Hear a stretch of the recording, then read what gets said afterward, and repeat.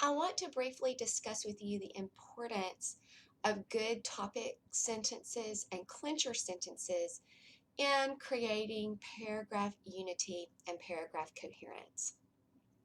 These are two things that are very important for your reader. It's not enough to have a well-developed paragraph, although that's super important. But to make your writing stronger, you need to make sure that the reader is understanding how all that information you're giving them is working toward proving your thesis. And as the writer, your job is to remind them how each paragraph proves the thesis statement. So, a few tips to help that happen for you can occur in carefully crafting your topic sentences and your clinchers. So, going to give you some tips here. Let's say this is my thesis statement. Although it might be nice to be rich and famous, I am ultimately happy with what I do and who I am. So, from this thesis statement, the reader understands right away that the writer is going to be dealing with three specific ideas in the essay.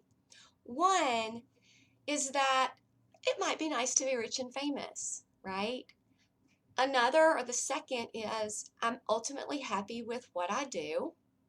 And the third, I'm also ultimately happy with who I am. So if this is my thesis statement, let's look at some ways that we can create unity and coherence with our topic sentences and our clincher sentences. So my first body paragraph topic sentence here.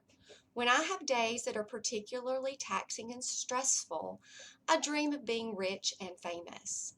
All right, so do you see how this first topic sentence is dealing with that first part of the thesis statement, why it might be nice to be rich and famous. And we would have this whole paragraph developed about the reasons why being rich and famous could be great. Okay? Now, at the very end of this paragraph, if we end with the clincher sentence, a sentence that sort of sums up the paragraph, reminds the reader of the topic sentence, and lets the reader know we're done, okay?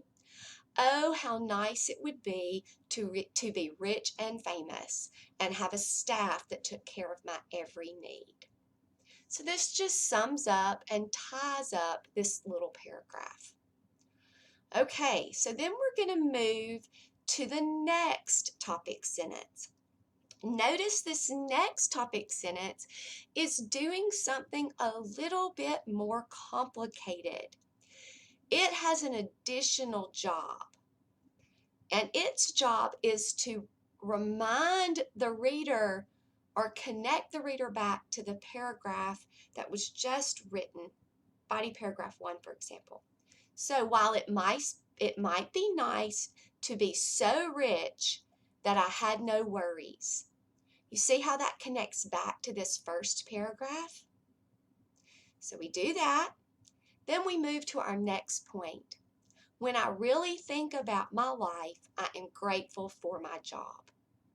And notice how the second part of this topic sentence reflects back to this point of the thesis. And then I'll talk about here why I like my job. And then again, my clincher. I'm going to sum it up, remind the reader of the point of the paragraph. Though some days are tough, I am thankful that I have a job I truly enjoy. Body paragraph 3 topic sentence. We're going to look back to body paragraph 2. Granted, I will never become rich or famous teaching English. And then the second part, we're going to move on to my final point. Yet I am ultimately content with the person I am, which reflects back to this part of the thesis statement. And then my clincher for this third body paragraph. To be honest, I don't think I would want the problems of the rich and famous. I truly am happy being me. So you can see that by crafting these topic sentences and these clincher sentences in thoughtful ways that you are achieving unity and coherence for your reader. You're keeping control of what you write, and it's clear in your mind as a writer what you're writing, and then it becomes clear by extension to the reader.